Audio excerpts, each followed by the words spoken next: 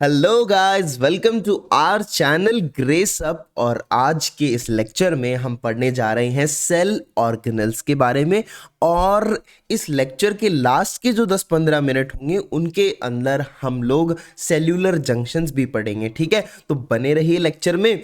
शुरू करें क्या? फिर तो शुरू करें क्या, बता दो। तो चलिए शुरू करते हैं हमारा टॉपिक सेल ऑर्गेनल। देखो, एक बात मैं बोलता हूँ कि जो ये एंडोप्लाज्मिक रेटिकुलम है और ये जो गोल्जी अपैरेटस है, ये दोनों एक दूसरे से बड़े जुड़े हुए रहते हैं। ठीक है ना, बड़ा इनका एक दूसरे के बिना काम नहीं चलता है। ठीक है, इसीलिए हम इनको ट्विन ऑर्गेनल्स भी कहते हैं। ठीक है, इन ट्विन ऑर्गेनल्स को पढ़ना सबसे पहला हमारा मोटिव रहेगा। तो ट्विन ऑर्गेनल्स में सबसे पहले सीक्वेंस में जो आता है वो है एंडोप्लाज्मिक रेटिकुलम। राइट, तो पढ़ लेंगे एंडोप्लाज्मिक रेटिकुलम। चलो पढ़ लेते हैं। एंडोप्लाज्मिक रेटिकुलम को भी हम बचपन से जानते हैं। एक्चुअली बचपन से तो नहीं जानते, लेकिन 8-9 क्लास से हम जानते हैं कि ये दो तरीके का होता है, स्मूथ एंडोप्लाज्मिक रेटिकुलम और रफ एंडोप्लाज्मिक रेटिकुलम। राइट, तो फर्क क्या होता है? जो एंडोप्लाज्मिक रेटिकुलम जिस पर ग्रेन्यूल्स प्रेजेंट होते हैं, राइबोसोम्स प्रेजेंट होते हैं, उस एंडोप्लाज्मिक रेटिकुलम को हम रफ बोल देते हैं क्योंकि उसकी सरफेस रफ हो जाती है। राइट, और जो एंडोप्लाज्मिक रेटिकुलम की सरफेस पर ग्रेन्यूल्स नहीं होते, agranular endoplasmic reticulum which is also known as smooth endoplasmic reticulum. Right, ठीक है। अब ये जो रफ एंडोप्लाज्मिक रेटिकुलम और स्मूथ एंडोप्लाज्मिक रेटिकुलम, अब हमें इसे पढ़ना है थोड़ा डिटेल में, है ना। तो सबसे पहले रफ एंडोप्लाज्मिक रेटिकुलम के बारे में देखते हैं। ये 3 बड़े जरूरी काम करता है। सबसे पहला काम है, चूंकि इस पर राइबोसोम्स प्रेजेंट होते हैं तो ये प्रोटीन सिंथेसिस का काम करता है, माने ट्रांसलेशन करता है। Right, ribosomes present, so protein synthesis translation का काम करता है। दूसरा काम ये करता है प्रोटीन्स की फोल्डिंग करना। प्रोटीन्स बना तो लिए, अब इन्हें फोल्ड करना, जिसके लिए मदद लेता है कैपरॉन्स की, जो कि हीट शॉक प्रोटीन्स होते हैं। ठीक है, हीट शॉक प्रोटीन्स होते हैं, इनकी मदद लेता है कैपरॉन्स की in folding of proteins. Right, तीसरा काम इसका होता है मिसफोल्डेड प्रोटीन्स जो बच जाते हैं उनका डिस्ट्रक्शन करना। राइट, जो मिसफोल्डेड प्रोटीन्स होते हैं they are toxic in nature, ये टॉक्सिक होते हैं, सो ये डिजीज कॉज करते हैं। ठीक है, तो ये हमें हमारी बॉडी में नहीं चाहिए, तो इनका डिस्ट्रक्शन करना पड़ेगा। और ये डिस्ट्रक्शन करता कौन है? ये डिस्ट्रक्शन करता है रफ एंडोप्लाज्मिक रेटिकुलम। अब डिस्ट्रक्शन करने में एंडोप्लाज्मिक रेटिकुलम मदद कर रहा है, इसलिए इस डिस्ट्रक्शन को हम एक अलग नाम दे देते हैं जो कि होता है endoplasmic reticulum assisted destruction. Right, ERAD हम इसको नाम दे देते हैं। ठीक है, सो ये मिसफोल्डेड प्रोटीन का डिस्ट्रक्शन हो गया। लेकिन कैसे होता है डिस्ट्रक्शन, ERAD कैसे होता है, हम थोड़ा सा इसको देखते हैं। मिसफोल्डेड प्रोटीन है, सबसे पहले इसकी टैगिंग होती है यूबिक्विटिन से। ठीक है, यूबिक्विटिन प्रोटीन, ग्रुप ऑफ प्रोटीन होता है यूबिक्विटिन, इसकी टैगिंग होती है। तो मिसफोल्डेड प्रोटीन इससे जुड़ जाता है यूबिक्विटिन से, और ये दोनों मिलकर के कहाँ जाते हैं? प्रोटियोसोम में जाते हैं। ठीक है, ये misfolded protein which is tagged by ubiquitin, this goes to proteasomes, और प्रोटियोसोम्स में एक्चुअली में इसका डिस्ट्रक्शन होता है। ठीक है, ERAD माने एंडोप्लाज्मिक रेटिकुलम असिस्टेड डिस्ट्रक्शन। ठीक है, अगर ये ना हो तो ये काम क्या करता है? ये ऐसे मिसफोल्डेड प्रोटीन को खत्म करता है जो हमारी बॉडी के लिए टॉक्सिक होते हैं। तो अगर ये नहीं होगा, अगर ये एब्सेंट होगा ERAD, तो क्या हो जाएगा? तो कौन सा बड़ा पहाड़ टूट जाएगा जी। तो मिसफोल्डेड प्रोटीन का एक्यूमुलेशन होने लगेगा, क्योंकि ये खत्म नहीं हो रहे हैं तो डिजीज कॉज होगी। ठीक है, अब इसमें से सबसे फैटल कॉमन डिजीज है ये प्रियॉन्स डिजीज। ठीक है, प्रियॉन्स डिजीज जो CNS हमारा होता है, सेंट्रल नर्वस सिस्टम, वहां पर नॉर्मली फोल्डेड प्रोटीन्स प्रेजेंट होते हैं जिनको हम बोलते हैं PRPC। ठीक है ना, इसका एक वेरिएंट होता है जो मिसफोल्डेड प्रोटीन्स होते हैं, PRPSC हम इसको बोलते हैं, ये मिसफोल्डेड होते हैं। ठीक है, अब अगर ERAD नहीं हो रहा है तो ये PRPC मिसफोल्डेड वेरिएंट होगा, ये एक्यूमुलेट होता जाएगा CNS में, और ये एक्यूमुलेशन की वजह से it leads to a fatal disease which is known as Creutzfeldt Jakob disease, also known as CJD। It is a type of prions disease. ठीक है। तो particularly type of prions disease है सीआर जैकब डिजीज, ये हमने digestive system में पढ़ा था शायद जब हम नीट की तैयारी कर रहे थे तब, ठीक है। तो ये प्रियॉन्स डिजीज हो गई। एक दूसरे नंबर पर एक ए बीटा अमाइलॉइड प्रोटीन नाम का प्रोटीन होता है। क्या होता है? ए बीटा अमाइलॉइड प्रोटीन होता है। ये एक मिसफोल्डेड प्रोटीन होता है और इसके एक्यूमुलेशन से अल्जाइमर्स डिजीज हो जाता है, ठीक है। अल्जाइमर्स डिजीज हो जाता है ए बीटा अमाइलॉइड प्रोटीन के एक्यूमुलेशन से। ये मिसफोल्डेड प्रोटीन होता है एक, ठीक है। अब रफ एंडोप्लाज्मिक रेटिकुलम के बाद में हम पढ़ते हैं कुछ स्मूथ एंडोप्लाज्मिक रेटिकुलम के बारे में। Smooth endoplasmic reticulum basically 3 function करता है जो इंपॉर्टेंट है। सबसे पहले नंबर पर ये स्टेरॉइड हॉर्मोन्स बनाता है।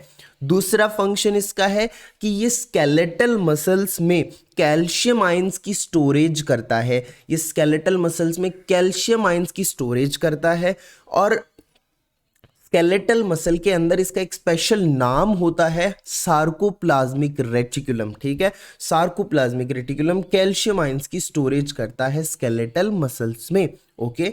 तीसरा काम होता है ये ड्रग्स का मेटाबॉलिज्म जो होता है ना, ये होता है लीवर में। वी नो ड्रग का मेटाबॉलिज्म होता है लीवर में।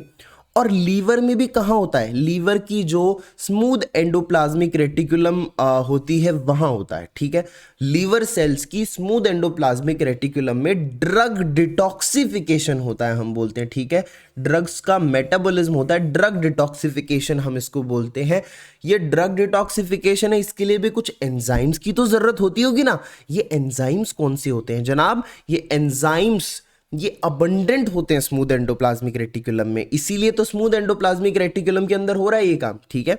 तो drug metabolism occur in liver cells की स्मूथ एंडोप्लाज्मिक रेटिकुलम और वो एंजाइम है उसका नाम होता है cytochrome P450 which is abbreviated as CYP450, ठीक है। तो साइटोक्रोम 450 हमारा एंजाइम हो गया, राइट। अब देखिए रफ एंडोप्लाज्मिक रेटिकुलम में हमने कहा था कि प्रोटीन्स बनते हैं, ट्रांसलेशन होता है, ठीक है। इस रफ एंडोप्लाज्मिक रेटिकुलम के क्लोजली सिचुएटेड होता है गोल्जी अपैरेटस, ठीक है। अब गोल्जी अपैरेटस में ये प्रोटीन चल करके आ जाएंगे, ठीक है। Rough endoplasmic reticulum releases protein और ये प्रोटीन गोल्जी अपैरेटस में आएंगे और ये गोल्जी अपैरेटस में होगा क्या? इन प्रोटीन्स का कुछ कर दिया जाएगा, इनके साथ इनका गठबंधन करा दिया जाएगा कार्बोहाइड्रेट की साइड चेन, कार्बोहाइड्रेट जोड़ दिया जाएगा इससे, ठीक है। तो प्रोटीन प्लस कार्बोहाइड्रेट की साइड चेन गोल्जी अपैरेटस में जोड़ दी जाएगी इस प्रोटीन से जो RER से आया था, राइट। इस प्रोसेस को कहते हैं ग्लाइकोसाइलेशन, ठीक है। इस प्रोसेस को कहते हैं ग्लाइकोसाइलेशन। और अगर मैं आपसे पूछूं कि इसकी नीड क्या है तो आप कहना कि ये प्रोटीन की स्टेबिलिटी के लिए होता है, ओके। प्रोटीन का यहां पर हुआ क्या? ट्रांसलेशन हुआ था, उसमें प्रोटीन बना और प्रोटीन का यहां आकर मॉडिफिकेशन हो गया, तो इसलिए हम ये बोलते हैं कि गोल्जी अपैरेटस क्या करता है? ये इसका फंक्शन हम कह देते हैं कि post translational modification of protein करता है, ठीक है। तो post translational modification of protein कौन करता है? गोल्जी अपैरेटस करता है, राइट। ओके। प्रोटीन की टैगिंग अगर मेनोज 6 फॉस्फेट के साथ हो जाए, किसके साथ हो जाए? मनोज 6 फॉस्फेट के साथ हो जाए।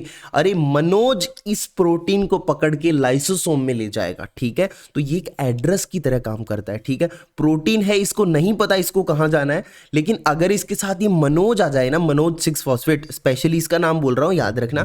तो ये मनोज 6 फॉस्फेट इसको लीड करेगा लाइसोसोम की तरफ, ठीक है। तो हम बोलते हैं ना टैगिंग हो गई, तो ये टैगिंग एड्रेस की तरह काम करती है, ये इसको यहां लेकर जाती है, ठीक है। अगर ये टैगिंग ना हो तो, अगर ये मनोज 6 फॉस्फेट की टैगिंग नहीं हो, एब्सेंट हो, तो एक डिजीज हो जाएगी जिसको हम बोलते हैं आई सेल डिजीज, ठीक है। ये एक नॉर्मल सी चीज है कि प्रोटीन के साथ जब मनोज 6 फॉस्फेट जुड़ता है लाइसोसोम हो जाता है, लेकिन अगर ये प्रोटीन अकेला ही रह गया, टैगिंग हुई नहीं, तो इसको नहीं पता है ना इसको लाइसोसोम में जाना है जहां इसको खत्म कर दिया जाएगा, तो अब ये प्रोटीन शायद हार्मफुल होगा, तो ये खत्म नहीं होगा, तो ये आई सेल डिजीज कॉज करेगा, राइट। अगर मनोज 6 फॉस्फेट की टैगिंग नहीं हुई तो, ठीक है। तो अब ये जो टैगिंग वैगिंग है ये सब करके हम कर क्या रहे हैं, हम प्रोटीन को सॉर्ट कर रहे हैं कि जो बिना काम का चीज़ है उसको हम लाइसोसोम में भेज दें, वहाँ पर डिस्ट्रक्शन हो जाए, इसका ख़त्म हो जाए, रिसाइकिल बिन में हम इसको डाल दें, ठीक है। तो फंक्शन एक्चुअली हो जाएगा सॉर्टिंग ऑफ प्रोटीन, ठीक है, प्रोटीन की सॉर्टिंग हो जाती है यहाँ पर। नाउ अगर हम पार्ट्स ऑफ गोल्जी अपैरेटस की बात करें तो बेसिकली दो ही पार्ट होते हैं, तीसरा भी मैंने लिख दिया थोड़ा एकदम क्लैरिफिकेशन के लिए। सबसे पहले हमारे पास आता है रिसीविंग एंड, जो कि रफ एंडोप्लाज्मिक रेटिकुलम के सबसे नज़दीक प्रेजेंट होता है, सबसे नज़दीक प्रेजेंट होता है रिसीविंग एंड, राइट। और इस रिसीविंग एंड को हम सिस एंड भी कहते हैं, it is close to RER। और यहाँ पर क्या रिसीव होता है, प्रोटीन्स रिसीव होते हैं, ठीक है, प्रोटीन्स रिसीव हुए। अब ये प्रोटीन जाएंगे GA प्रॉपर में, next part which is GA proper, Golgi apparatus proper. और प्रोसेसिंग एंड हम इसको बोलते हैं, यहीं सारी प्रोसेसिंग होती है, फंक्शंस यहीं होते हैं गोल्जी अपैरेटस के। देन होता है रिलीजिंग एंड या फिर trans end of Golgi apparatus, it is situated far away from rough endoplasmic reticulum. और इसका क्या फंक्शन होता है, इसका फंक्शन होता है स्टोरेज करना, storage of protein in form of vesicle till release, ठीक है। प्रोटीन यहाँ पर बैठ जाएंगे आराम से वेसिकल्स की फॉर्म में, ठीक है, उनका पैकेजिंग हो चुकी है, मॉडिफिकेशन हो चुका है उनका, और जब भी स्टिमुलस मिलेगा तो वो रिलीज कर दिए जाएंगे। अब थोड़ी देर पहले मैंने एक नाम बोला था जो था लाइसोसोम, ठीक है।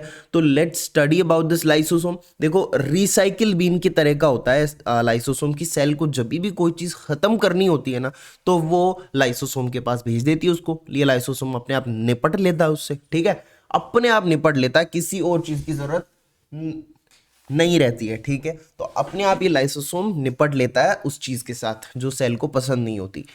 अब लाइसोसोम के अंदर ऐसा क्या होता है, कुछ खास होता है क्या, तो देखो इसकी थोड़ी सी स्ट्रक्चर पे जाते हैं।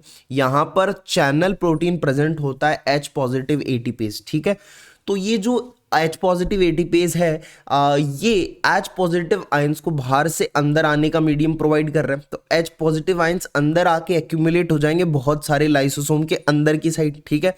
तो इतने सारे H पॉजिटिव आयन आ रहे हैं, इसका मतलब pH गिर जाएगी, pH फॉल्स, और pH फॉल होने का मतलब एसिडिक मीडियम बन रहा है वहां पर, तो pH कैसी हो गई, एसिडिक हो गई, राइट। तो हम बोलते हैं कि लाइसोसोम में डिस्ट्रक्शन तो होता है लेकिन एसिड मीडिएटेड डिस्ट्रक्शन होता है, ठीक है। एसिड की जरूरत हो तो कभी कभी भी आपको किसी भी ऑर्गेनल वगैरह में एसिड का जिक्र मिले तो आप लाइसोसोम समझेंगे, ठीक है, कि लाइसोसोम में होता है, एसिड से रिलेटेड तो कुछ लाइसोसोम ही है, ठीक है। लाइसोसोम को हम सुसाइडल बैग ऑफ सेल भी बोलते हैं, ठीक है। कई बार ये खुद सेल को भी खत्म कर देता है, ठीक है, सुसाइड में मदद करता है, कैसे करता है समझेंगे अभी।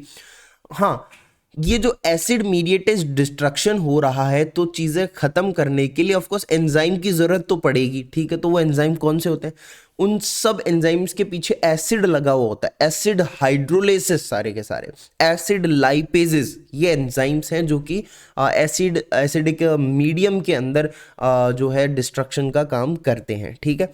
एक लाइसोसोम का बड़ा इंपॉर्टेंट फंक्शन होता है which got Nobel prize, lysosome का एक फंक्शन है ऑटोफैगी, ठीक है, ऑटोफैजी हम इसको बोल सकते हैं। ऑटोफैजी यानी सेल्फ डिस्ट्रक्शन, ये कब होता है और क्यों होता है, let me answer this. Autophagy during starvation होता है, ठीक है, और क्यों होता है, क्योंकि ये एनर्जी प्रोवाइड करता है। तो autophagy occurs during starvation to provide energy, this the simple funda, ठीक है।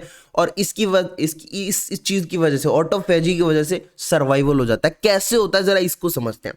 सपोज आपके पास ये एक सेल है, इस सेल में एक माइटोकॉन्ड्रिया भी होगा, एक लाइसोसोम भी होगा, राइट। अब माइटोकॉन्ड्रिया जब ड्यूरिंग स्टारवेशन या माइटोकॉन्ड्रिया को लाइसोसोम खा जाता है, ठीक है। अब माइटोकॉन्ड्रिया लाइसोसोम के अंदर चली गई है तो माइटोकॉन्ड्रिया का होगा डिस्ट्रक्शन, और डिस्ट्रक्शन होने से प्रोटीन रिलीज होगा, और protein will undergo metabolism which will further provide energy, right. तो ये जो माइटोकॉन्ड्रिया है, हमने इसी को क्यों चूज किया ऑटोफेजी के लिए, मतलब इसी को क्यों मारा, हम दूसरा सेल ऑर्गेनल भी तो ले सकते थे ना कोई। इसका एक रीजन है कि the inner membrane of mitochondria is rich in protein, तभी तो हमें प्रोटीन रिलीज हो रहा था, राइट। तो inner membrane is rich in protein, that's why हमने माइटोकॉन्ड्रिया को लिया, ठीक है। तो इसकी वजह से थोड़ा सा लाइफ स्पैन बढ़ सकता है किसी का अगर स्टारवेशन हो रहा है, ठीक है, तो उस कंडीशन के अंदर। Now let's talk about H2O2। आपने नाम सुना होगा हाइड्रोजन पेरोक्साइड, ये एक फ्री रेडिकल होता है और ये डिजीज कॉज करता है काफ़ी सारी, ठीक है। तो ये हार्मफुल होता है, ठीक है, तो इसका मतलब डिजीज कॉज कर रहा है, तो इसका मतलब इसका डिस्ट्रक्शन करना पड़ेगा, ठीक है, इसको ख़त्म करना पड़ेगा, बॉडी में नहीं रख सकते। तो फ्री रेडिकल का डिस्ट्रक्शन कौन करता है? ये करते हैं पेरोक्सिसोम्स, याद रखना, पेरोक्सिसोम फ्री रेडिकल का डिस्ट्रक्शन करते हैं। ऑफ कोर्स इनके अंदर एंजाइम होता होगा कोई जो ये काम करता है, कैटलेज एंजाइम होता है, रिमेंबर इट, कैटलेज एंजाइम होता है जो ये काम करता है। नाउ कैटलेज एंजाइम ये डिस्ट्रक्शन का काम करता है, बेसिकली ये क्या करता है? Destroy free radicals. ओके भाई, इतनी इंपॉर्टेंट चीज है फ्री रेडिकल को डिस्ट्रॉय करना, ठीक है। तो जाहिर सी बात है कि कॉमर्शियली इसको बाहर, बॉडी से बाहर भी है ना, कॉमर्शियली इसको प्रिपेयर तो कराई जाएगा। तो कॉमर्शियली लोग डेवलप कर रहे हैं ड्रग फॉर्म ऑफ कैटलेज, क्योंकि ये पेरोक्साइड को ख़त्म कर देता है, ठीक है। तो लोगों ने सोचा कि चलो इस एंजाइम को ही हम सिंथेसाइज कर लेते हैं, है ना। तो ड्रग फॉर्म ऑफ कैटलेज बना रहे लोग कॉमर्शियली, जिसको स्यूडो कैटलेज भी हम बोलते हैं, जो कि बहुत सारे इसके इम्प्लीकेशंस होते हैं क्लिनिकल केसेस में, स्यूडो कैटलेज, ठीक है, राइट। अगला काम जो कि हमारे पेरोक्सिसोम करते हैं, ये है oxidation of free fatty acids, it's done by peroxisomes. अच्छा, फ्री फैटी एसिड भी सारे नहीं होते हैं, कौन से होते हैं? Long chain and very long chain fatty acids, ठीक है। Long chain and very long chain fatty free fatty acids का ऑक्सीडेशन करते हैं peroxisomes, right. With the help of enzyme ये काम करते हैं which is known as phytanic acid oxidase, ठीक है। ये एंजाइम होता है फाइटेनिक एसिड ऑक्सीडेज, इसकी मदद से ये ऑक्सीडेशन होता है। मानो मानो मानो अगर ये एंजाइम एब्सेंट हो तो क्या होगा? तो हो जाएगा रेफसम्स डिजीज, क्लिनिकल इंपॉर्टेंट रेफसम्स डिजीज हो जाएगा। अब ये पेरोक्सिसोम की डिजीज है, पेरोक्सिसोम का डिसऑर्डर है, that's why it is known as peroxisomal storage disorder, ठीक है। रेफसम्स डिजीज कब होगा? जब फाइटेनिक एसिड ऑक्सीडेज नहीं होगा, फ्री फैटी एसिड्स का, long chain very long chain fatty acids का ऑक्सीडेशन नहीं होगा तब, ठीक है। तो ये पेरोक्सिसोम का डिसऑर्डर, रेफसम्स डिजीज, याद रखिएगा। देन साइटोस्केलेटन फिलामेंट्स की बात करते हैं। हमारे अंदर स्केलेटन होता है, ठीक है, हमें स्केलेटन की ज़रूरत होती है, उसी प्रकार से सेल को भी साइटोस्केलेटन की ज़रूरत होती है। साइटो मतलब सेल, स्केलेटन की ज़रूरत होती है, ठीक है। ये साइटोस्केलेटन फिलामेंट की फॉर्म में प्रेजेंट होता है, दैट्स वाई हमने लिखा है, हेडिंग लिखी है हमने, साइटोस्केलेटन फिलामेंट्स, राइट। समझ में आ रही बात? साइटोस्केलेटन फिलामेंट्स हमने इसीलिए लिखा है, ठीक है। तो ये साइटोस्केलेटन फिलामेंट है। We will classify this on the basis of size of their filaments basically. तो 3 टाइप के बन जाते हैं, बड़ी साइज वाले, छोटी साइज वाले और बीच के इंटरमीडिएट फिलामेंट्स, है ना भाई। बीच के नहीं है, ये सबसे ज्यादा अबंडेंट है, ठीक है। इंटरमीडिएट तो है लेकिन मोस्ट अबंडेंट है। तो मोस्ट अबंडेंट फिलामेंट्स कौन से? इंटरमीडिएट फिलामेंट्स है, ठीक है। तो ये स्मॉल साइज वाले माइक्रोफिलामेंट्स एंड माइक्रोट्यूब्यूल, हमें इन तीनों को एक एक करके पढ़ना है, ठीक है। तो सबसे पहले हेडिंग डाल देते हैं माइक्रोट्यूब्यूल्स, है जी, माइक्रोट्यूब्यूल्स लिख देते हैं सबसे पहले। तो ये जो माइक्रोट्यूब्यूल्स होते हैं, ये बेसिकली 3 स्ट्रक्चरल प्रोटीन से मिलकर बनते हैं और 3 ही जरूरी काम करते हैं। 3 स्ट्रक्चरल प्रोटीन्स कौन से हुए? काइनेसिन, डाइनिन, ट्यूबुलिन। ये 3 स्ट्रक्चरल प्रोटीन्स हो गए और 3 इंपॉर्टेंट फंक्शंस क्या कर रहे हैं? सबसे पहला फंक्शन तो हो गया न्यूरॉन के अंदर एक्सोनल ट्रांसपोर्ट, ठीक है। एक जरूरी बात, माइक्रोट्यूब्यूल को हम MTS से लिखते हैं, M से माइक्रोट्यूब्यूल और M से मूवमेंट। तो माइक्रोट्यूब्यूल बेसिकली मूवमेंट में बड़े एक्टिव होते हैं, मूवमेंट का काम बड़ा ज्यादा करते हैं ये, ठीक है। तो मैंने एक बना दिया है यहां पर एक न्यूरॉन, ठीक है, राइट। मैंने एक न्यूरॉन बना दिया है, ठीक है। अब आप इसको ध्यान से देखिए, सेल बॉडी है, एक्सॉन है, सिनेप्टिक एंड है कॉमन। अब cell body to synaptic end synaptic end to cell body transport होते हैं, ठीक है, और थ्रू एक्सॉन होते हैं, राइट। एक्सॉन के थ्रू ही तो होंगे। तो सेल बॉडी से जो ट्रांसपोर्ट सिनेप्टिक एंड की तरफ होता है, that is known as forward axonal transport. Forward axonal transport है ये, या फिर हम इसको एंटीग्रेड ट्रांसपोर्ट भी बोल सकते हैं। ये होता है with the help of this protein काइनेसिन। ठीक है, मैंने बोला था 3 स्ट्रक्चरल प्रोटीन से काइनेसिन, तो ये जो फॉरवर्ड एक्सोनल ट्रांसपोर्ट है ये काइनेसिन की मदद से होता है, और जो बैकवर्ड या रिवर्स या रेट्रोग्रेड एक्सोनल ट्रांसपोर्ट है ये from synaptic end towards the cell body होता है, और with the help of protein dynein. ठीक है, अब जैसे कोई नॉर्मल काम चल रहा है, ठीक है, सारी चीज़ें एकदम बढ़िया जा रही हैं, अब ये कुछ वायरस और बैक्टीरियल टॉक्सिन बीच में घुस जाते हैं। ठीक है, इन्हें तो इन्फेक्शन करना ही होता है, ये चैन से नहीं बैठ सकते, तो कुछ वायरसेस आ जाते हैं, जैसे रेबीज, पोलियो आते हैं यहाँ पर। ठीक है, और बैक्टीरियल टॉक्सिन, टिटनस, ठीक है, तो टिटनस टॉक्सिन आ जाता है। ठीक है, ये एंटर कर जाते हैं यहाँ से सिनेप्टिक नोब में, और फिर ये इस रिवर्स एक्सोनल ट्रांसपोर्ट रिट्रोग्रेड में एंटर कर जाते हैं। ठीक है, ये लोग कर दिया कॉज इन्फेक्शन इन्होंने, तो ये वायरस और बैक्टीरिया जो हैं ये भी कौन से प्रोटीन का यूज करते हैं? डाइनिन प्रोटीन का यूज करते हैं। ठीक है, डाइनिन प्रोटीन का यूज करते हैं इस काम में, राइट।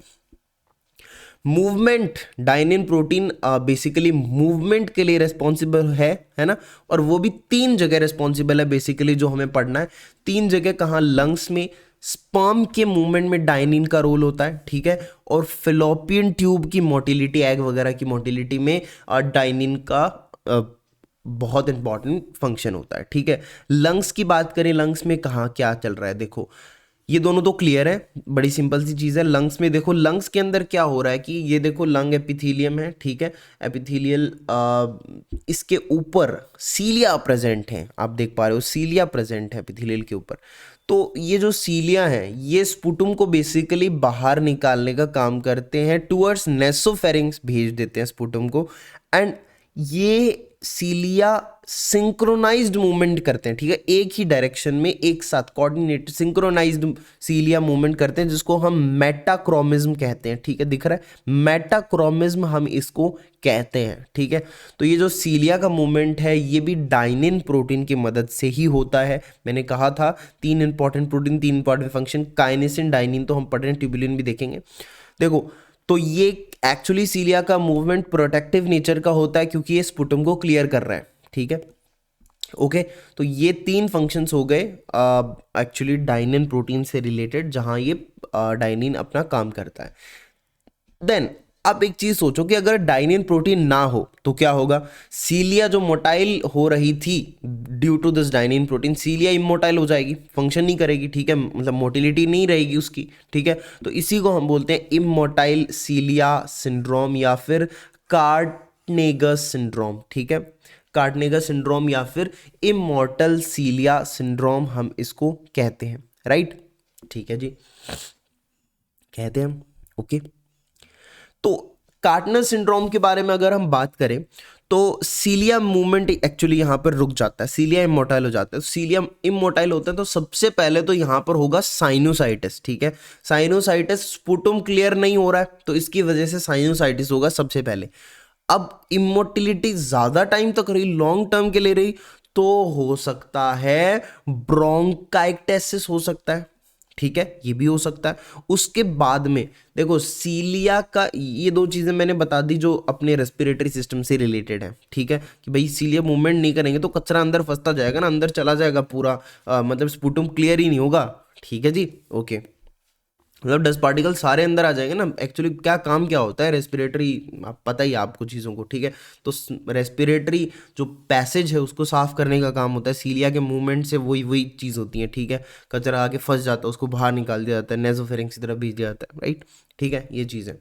सीलिया के मूवमेंट से बेसिकली ड्यूरिंग एम्ब्रियोनिक डेवलपमेंट जो सीलिया का मूवमेंट होता है उसकी एक इम्प्लीकेशन होती है कि this is responsible for rotation of internal organs. ठीक है, during embryonic development internal organs का रोटेशन होता है सीलिया मूवमेंट की मदद से। लेकिन अगर कार्टनेगस सिंड्रोम है और सीलिया का मूवमेंट नहीं हो रहा है, ठीक है, तो इसकी वजह से क्या होगा? रोटेशन रुक जाएगा। ठीक है, समझ रहे हो मेरी बात को? रोटेशन नहीं होगा। ठीक है, ऑर्गन्स का रोटेशन नहीं होगा, which leads to situs inversus, which leads to situs inversus. Okay, तो जो हर्ट होगा एक्चुअली हर्ट की बात करें तो हर्ट हमारा राइट साइड की तरफ ही रह जाएगा, लेफ्ट में आ ही नहीं पाएगा, ठीक है।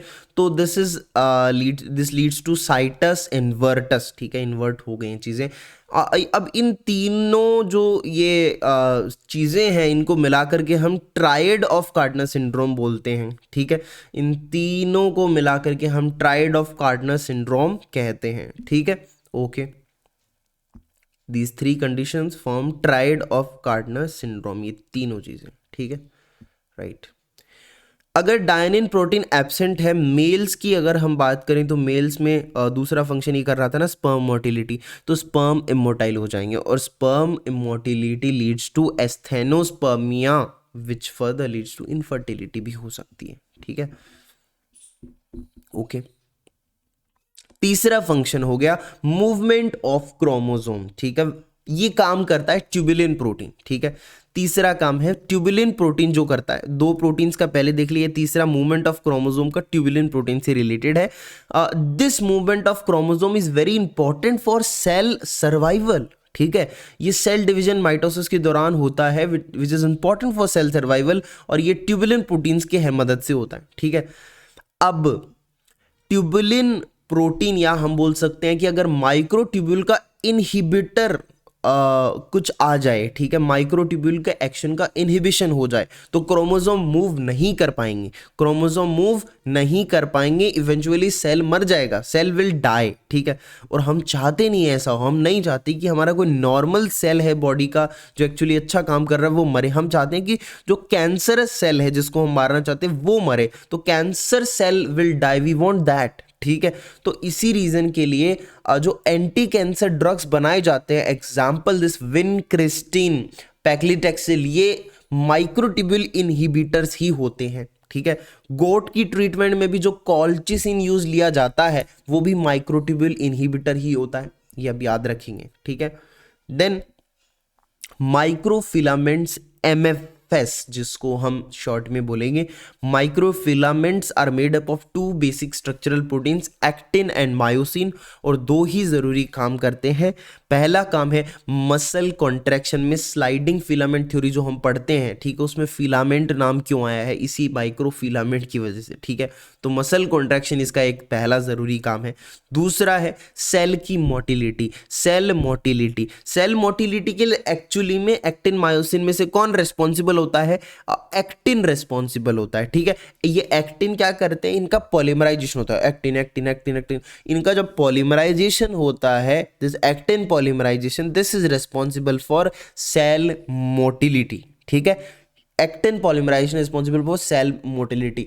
नाउ sometimes this mechanism हम कह सकते, this polymerization is hijacked by a microorganism which is known as Listeria monocytogenes, ठीक है।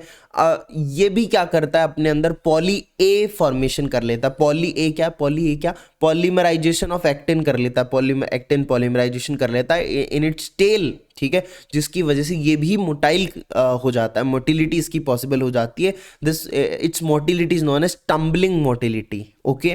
तो ये आप याद रखेंगे, लिस्टीरिया मोनोसाइटोजीन्स माइक्रोऑर्गेनिज्म में हाईजैक कर लेता है poly A tail formation, response motility, then tumbling motility, okay.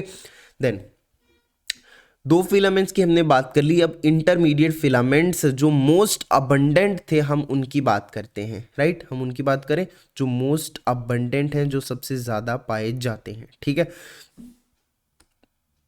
Okay. तो जो इंटरमीडिएट फिलामेंट्स होते हैं they are considered as tumour markers, right.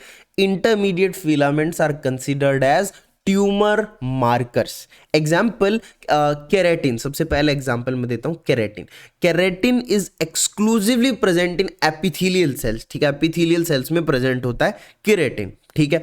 और एपिथेलियल सेल्स का वहां से जो ट्यूमर ओरिजिनेट होता है एपिथेलियल सेल से, this is known as carcinoma, carcinoma tumour originate from epithelial cell, carcinoma, ठीक है। इस कार्सिनोमा का ट्यूमर मार्कर है साइटोकेरेटिन, ठीक है, केराटिन साइटोकेरेटिन, ठीक है।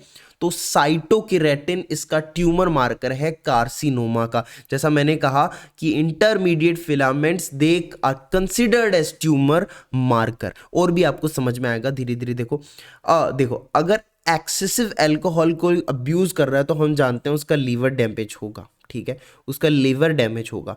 अब लीवर डैमेज होना because of alcohol, this is called alcoholic liver disease, इसको कहते हैं हम अल्कोहलिक लीवर डिजीज, ठीक है।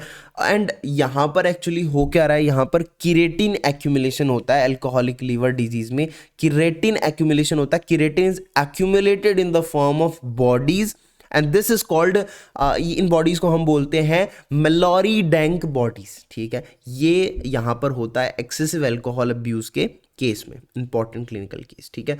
Desmin, if you talk about desmin, desmin एक इंटरमीडिएट फिलामेंट होता है जो एक्सक्लूसिवली मसल सेल्स में पाया जाता है, ठीक है। और मसल सेल का जो ट्यूमर होता है, this is tumours are known as sarcomas, ठीक है। स्पेसिफिकली हम बोलें तो रैप्डोमियोसार्कोमास, और इस रैप्डोमियोसार्कोमास का ट्यूमर मार्कर है डेस्मिन, ठीक है। Desmin is A intermediate filament, ठीक है, ये क्या है, ट्यूमर मार्कर है, ओके, ठीक है जी। देन वाइमेंटिन की बात करते हैं। वाइमेंटिन कनेक्टिव टिश्यू में पाया जाता है, क्लासिकल एग्जांपल फाइब्रोब्लास्ट में, ठीक है। अब ये जो वाइमेंटिन है ये ट्यूमर मार्कर होता है उन ट्यूमर्स के लिए जो मेसेनकाइमल ओरिजिन के होते हैं, ट्यूमर ऑफ मेसेनकाइमल ओरिजिन, उनके लिए ट्यूमर मार्कर होता है वाइमेंटिन, ठीक है। देन ग्लियल सेल्स में भी इंटरमीडिएट फिलामेंट प्रेजेंट होता है जिसका नाम होता है GFAP, glial fibrillary acidic protein, glial fibrillary acidic protein, ठीक है।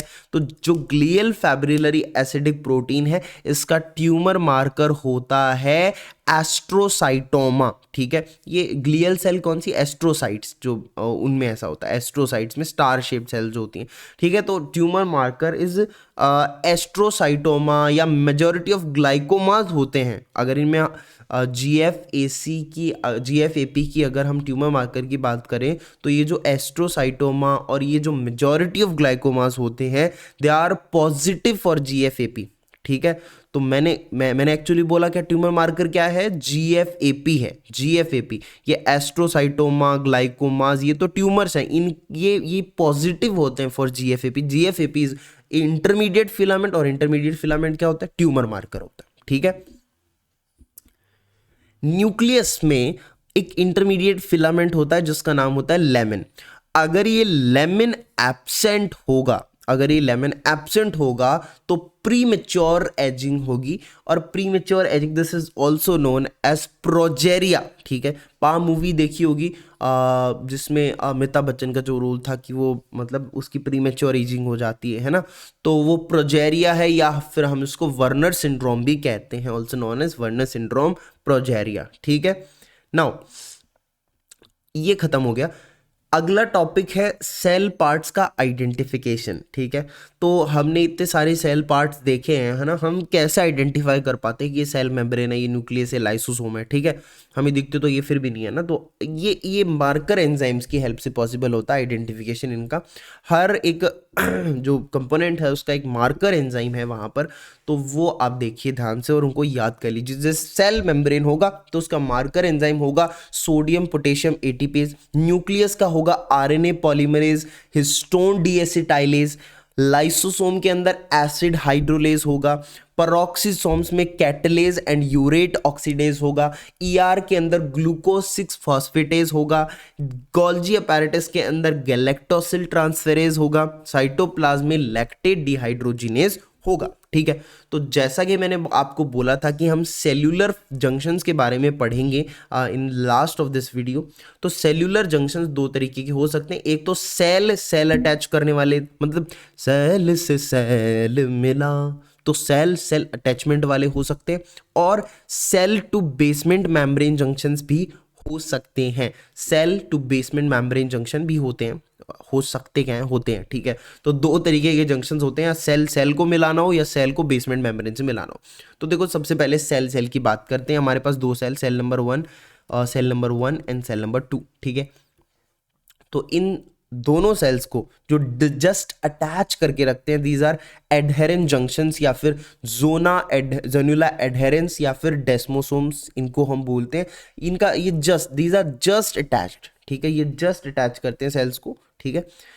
नेक्स्ट नंबर पे टाइट जंक्शन, ठीक है, एकदम रोप जैसा होता है ये टाइट जंक्शन, मतलब it is to prevent leakage, मतलब एकदम बांध के रखता है सेल्स को और लीकेज भी नहीं होने देता है, ठीक है। नेक्स्ट आदान प्रदान के लिए गैप जंक्शंस भी बन जाते हैं दोनों सेल्स के बीच में, ठीक है। सबसे पहले हम जोना एडहेरेंस या डेस्मोसोम्स की बात कर लेते हैं। वैसे ये दोनों सेम होते हैं, सेम ही चीज होते हैं, लेकिन adherence is attached to actin and desmosomes are attached to intermediate filament. This is the basic difference between zona adherens and desmosomes.